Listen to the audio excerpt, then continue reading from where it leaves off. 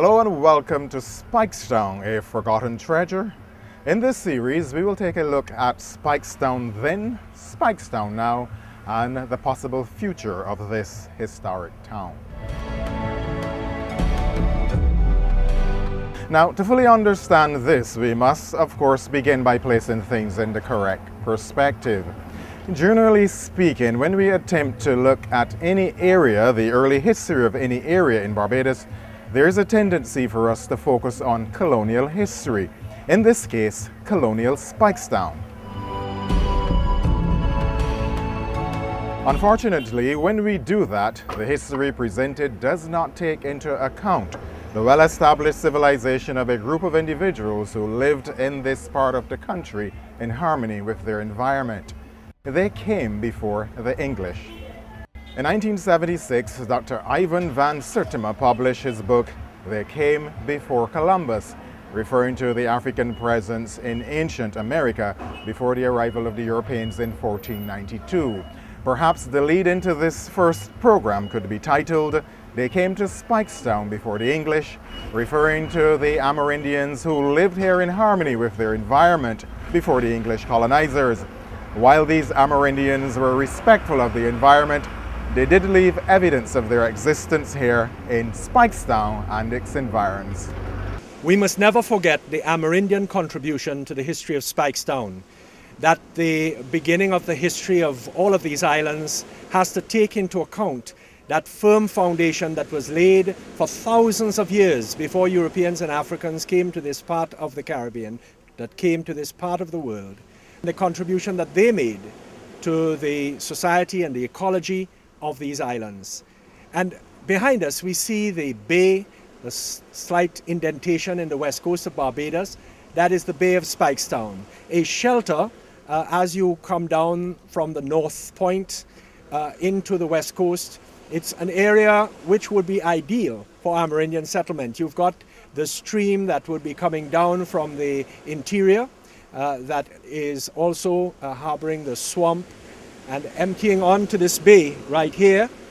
You've got fertile lands behind the sea coast up into the interior where they would be planting cassava and maize, peas and many other crops, and processing this cassava, which was the mainstay of their food and also their survival. You would have this beach covered with canoes as they drew up from fishing on the reefs up and down the west coast and further out to sea, going either also beyond the North Point and out into the Atlantic and coming back into the sheltered area of what became Speightstown. They would have had a name for this area. All over Barbados, there would have been Amerindian names for various places which were essentially superimposed by British names. We also have to consider the positioning of the village. There again, probably on both sides of the stream that would be coming down from the hills behind. And we have also heard of the extensive finds in the area of Port St. Charles and further on where major construction has been taking place in the 21st century. That site yielded so much material and information that we have had to take our history back another 2,000 years. When I was at school and doing history, I was told that the Amerindians were here for about maybe 2,000 years. It was there that we realized, after testing fragments of bone and other material, that they were here for more like 4,000 years, give or take a few years. And so that area at Haywoods is an area that really takes us way back into the prehistory of Barbados. The finds there indicate the size of the communities, of the villages, of the Amerindian life in Barbados during that time. And it is on that basis, on that foundation, that the colonial Speightstown was founded and formed.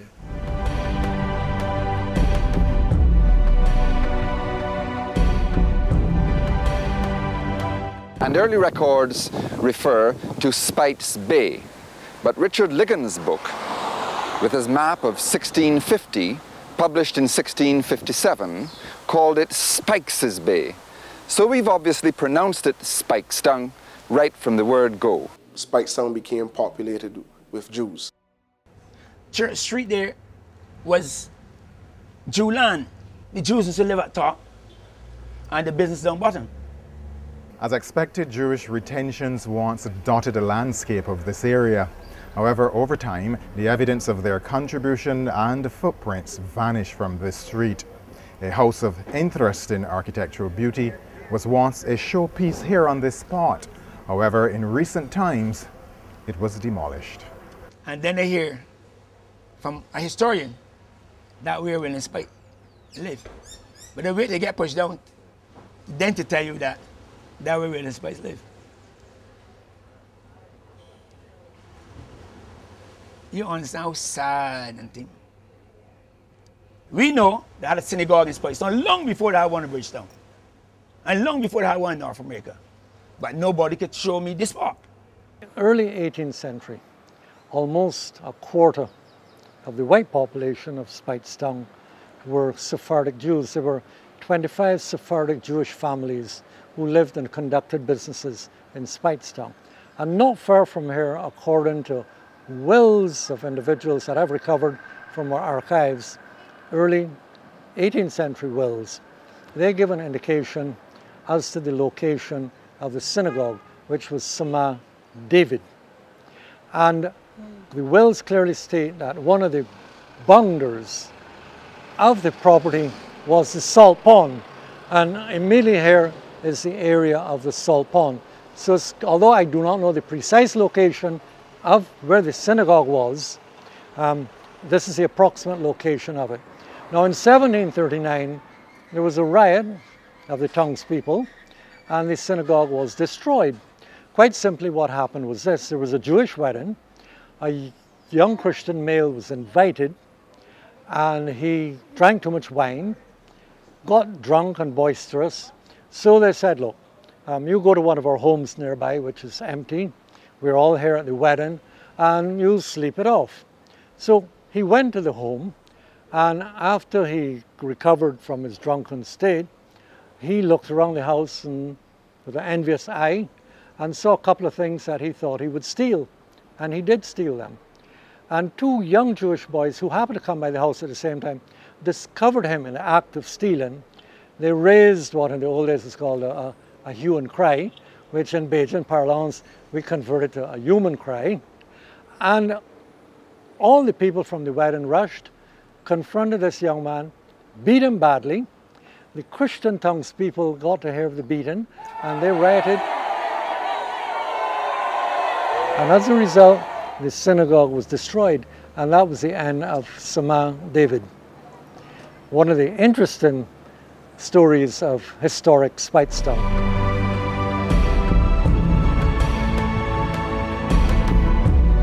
Later on became known as Little Bristol, where all of the ships coming to Barbados would actually come around the northern part of the island and then come into Speightstown. Now, ironically, for those individuals who come to Barbados on any airline coming from Europe, they usually take that same route coming into Barbados, north by northwest. The greatest industry in Speightstown, a lot of people don't know this, but it wasn't fishing. It was actually whaling. Speightstown is the only place in Barbados which had a whaling station. It was the whaling center of Barbados. The great leviathan of the ocean, the whales. Speightstown was the home of the whaling industry. Right over there by the place that we now call Archer's Hall. Part of a wharf was there. The people who owned that, they were very heavily involved in the whaling industry. It was started by Americans. They would recruit people sometimes from here, or they would come here to refuel for food. Eventually, it became a normal thing for people from this area to just go out after whales. But they thought that it was the scent of the sugar factories that attracted the whales in here, into these waters. Of course, it may have just been that they were migrating, but I got the impression that this is not a normal path for the whales to be on. That they were a little bit far out of their line from migrating between North and South Pole and so on. But people always said it was the scent. People sought to disprove that by saying that the whales didn't have a large sense of smell. Then they discovered that a large section of the brain of a whale was taken up with what is called olfactory capacity, and that has to do with the sense of smell. So I am now beginning to lean on the side of it was the sugarcane, because when you go fishing and you are way out there in the ocean, that scent of the factories and the sugar boiling, it just drifted out there. It was lovely. It was really, really lovely. And the whales would come around Archers and Archers Bay and Cowpens. You went to Cowpens to see them, and people used to track them coming from Cowpens right around here and harpoon them, right? That's it, and the blubber, the oil, right? Sell that meat. But of course, the most important thing is that it was not only for meat, it was for an exportable product. And so Speightstown was the area where you got your oil. In one of those same Times newspaper that is quoted in the Journal of the Museum, sometimes it said that there was great rejoicing in Speightstown because they had caught a cow that had eluded them for many days. And finally they got it in. And they said that that was expected to yield them about 50 barrels of oil. And I remember my mother saying to me about the times when whales were caught, that the meat was very tough, and how people would slice the meat into very thin slices and cook it on open fire sometimes. And people came from far and wide, and especially during the years of the war, to get the whale meat. We used to do 90 barrels of whale oil at 18 pounds a barrel. That was a big industry. Subsequently, it diminished into what we know as the local fishing industry.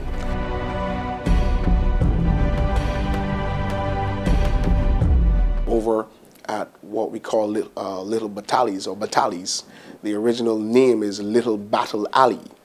When Oliver Cromwell got rid of King Charles I, most powerful Bajans were sympathetic to the royalist cause, but a few, like Colonel Alleyne, were afraid of royalist reprisals, so they took ship to England. Cromwell responded by sending Sir George Ayscue with a fleet to bring the Bajans back to heel. They were rebutted at Carlisle Bay, but they came down the coast to Speightstown, and Colonel Alleyne led the troops ashore right here off Orange Fort.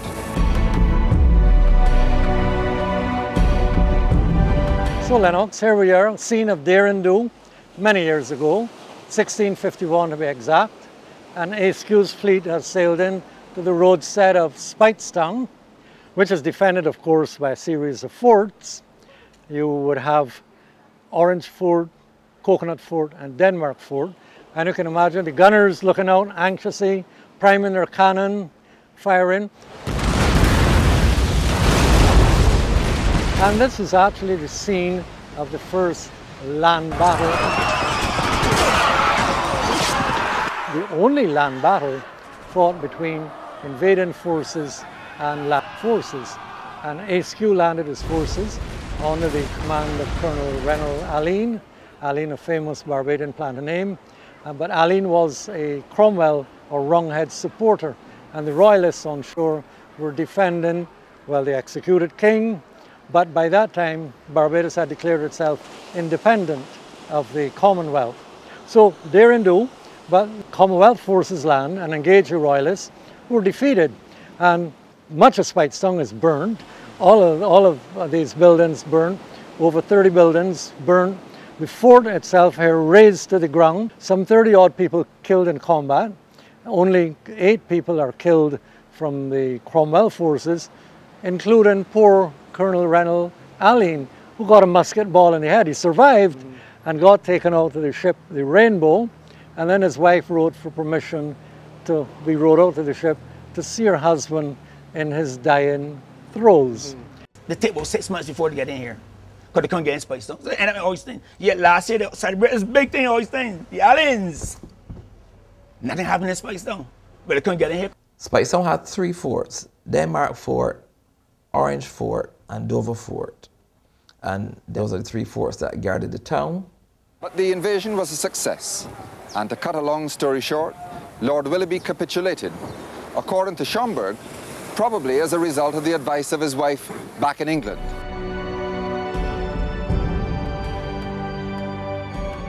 The first 50 years of Barbados is unaccountable for. From 1603 to 1650, nobody could tell me what happened between that time.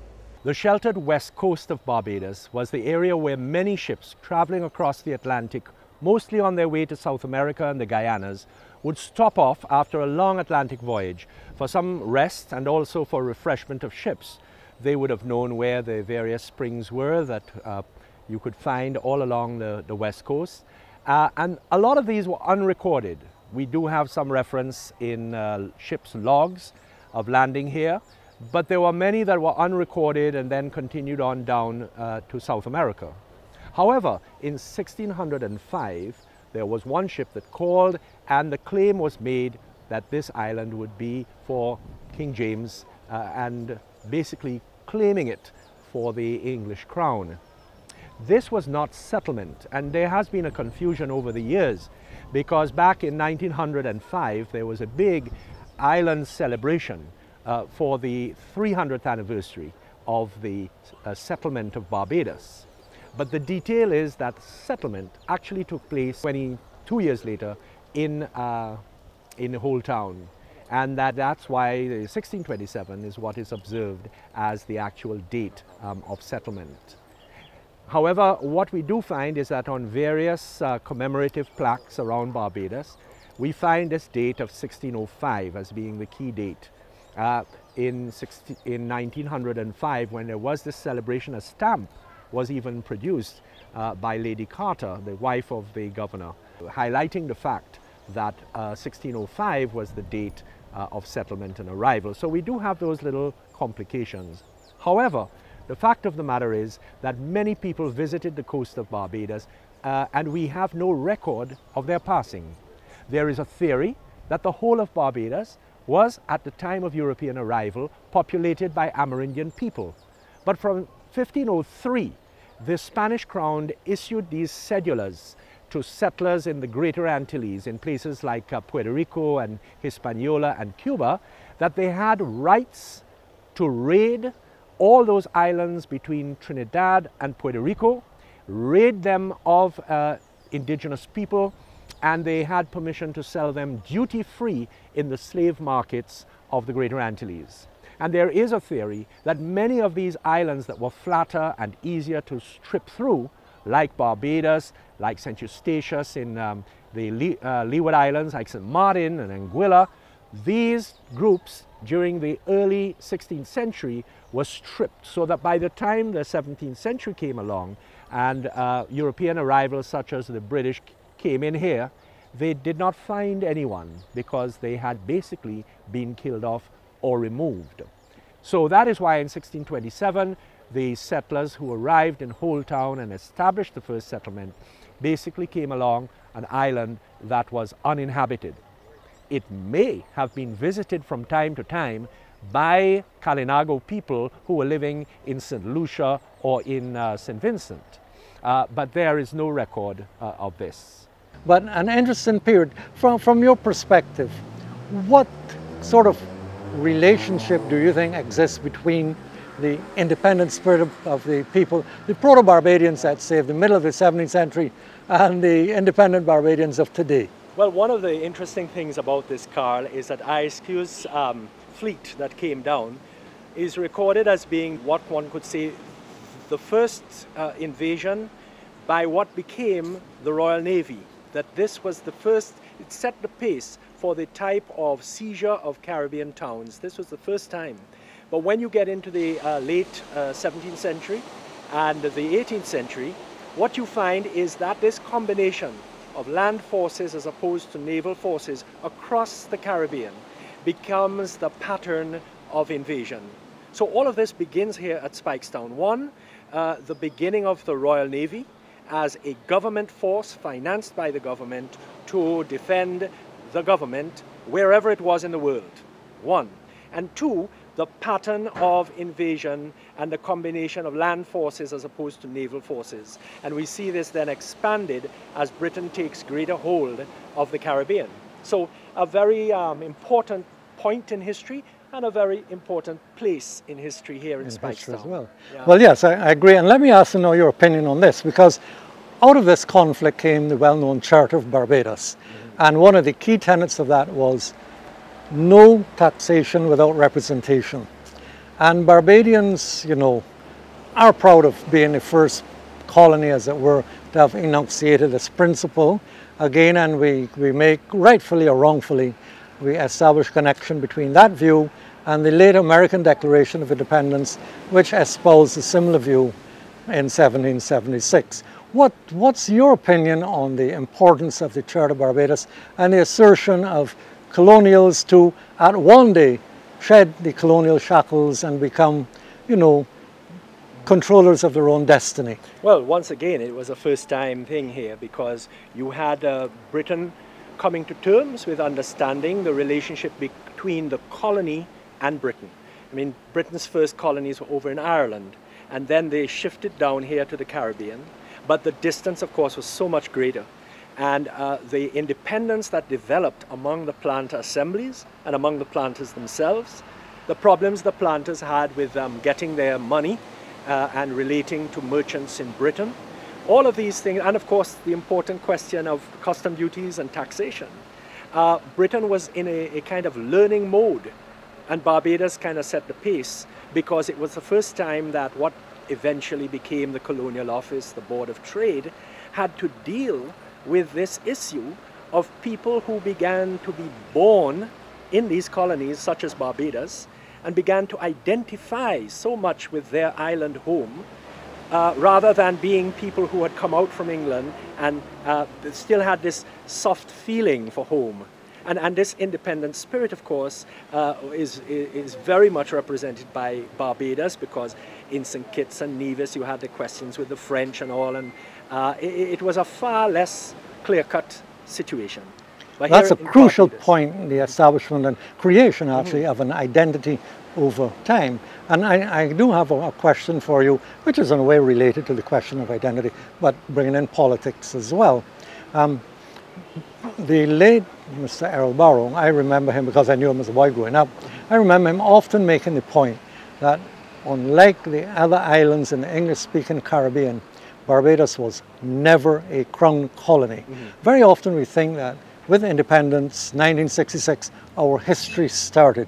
But yet we're in this historic tongue where so much started that was pivotal to the ongoing, let's say, struggle against colonization and the ultimate, yes, creation of a group of people who are Barbadian and nothing else but Barbadian, have that solid identity as Barbadian, and then again with their political aspirations. And I think, for example, the fact that we never conceded crown colony status is a very important milestone on the way to the ultimate attainment of independence. But I don't even have opposing views. What we must understand is all of the elements that we are talking about in terms of this initial pioneer spirit of independence, this no taxation without representation, was effectively a white plantocracy.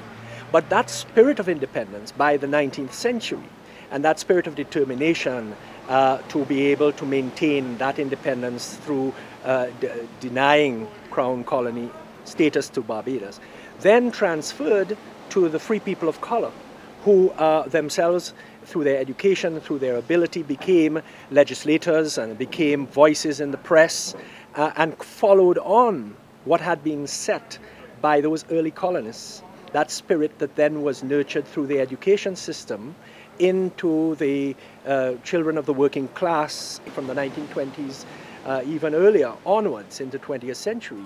So that, yes, we can't see it purely as a kind of white-black issue.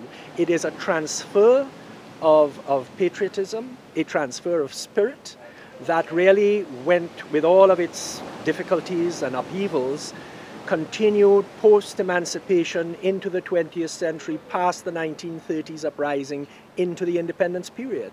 So what we have to view it as is this constant changing but continual feeling for Barbados. Well, and the key word I would use here is trajectory. And I think I've often been asked by my students this question, that in the early period, let's say, when the white plant elite dominated the island, how then can one possibly say that for the enslaved people, they had developed a feeling of being Barbadian and a feeling of loyalty when the very laws of slavery and the rigors of the system of slavery tended to exclude them? My view is, of course, that we're one to go back in a time machine and go back even to the late 17th century and ask the average black Barbadian, whether slave or free, if they had any love and affection for this island, how they identified themselves. Were they African or were they Barbadian? I think that almost 100% of the enslaved people at that point in time throughout the 18th century would assert very strongly that they were Barbadian, that they belonged here. They had a concept of a proto-nationhood, and although they were to a large degree excluded from the power apparatus, yet they did wield an immense power in terms of being the absolute majority of the population. And this was a factor that the controlling whites always had to take in mind, that they lived in an island where they were an absolute minority, and so whatever they may have wanted was tempered by the realities of the demographic history of Barbados. Those planters did exactly what they wanted. I am not sure that I would go along with that statement. I beg to differ. The planters had all the power that they wanted. They ran the House of Assembly. They passed what laws? The slave laws were there to keep the slaves. They couldn't testify in court. They couldn't do this.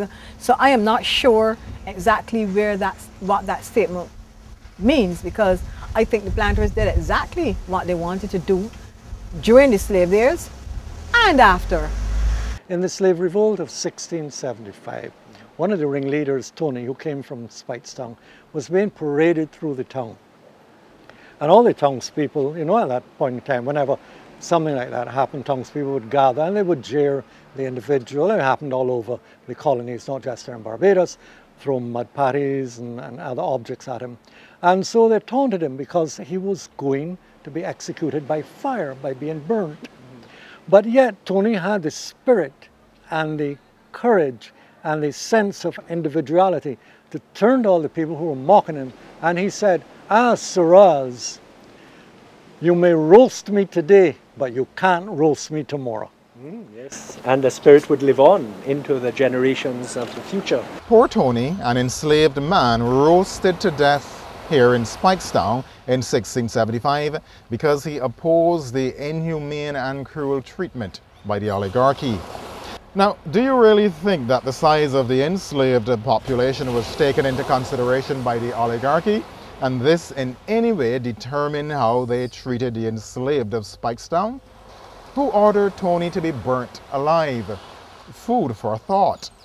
Well, that's it for this, the first program in the series. Do join us next week at the same time as we continue our look at the early history of historic Speightstown, introducing you to the early economics and aspects of its architecture. Speightstown, a forgotten treasure.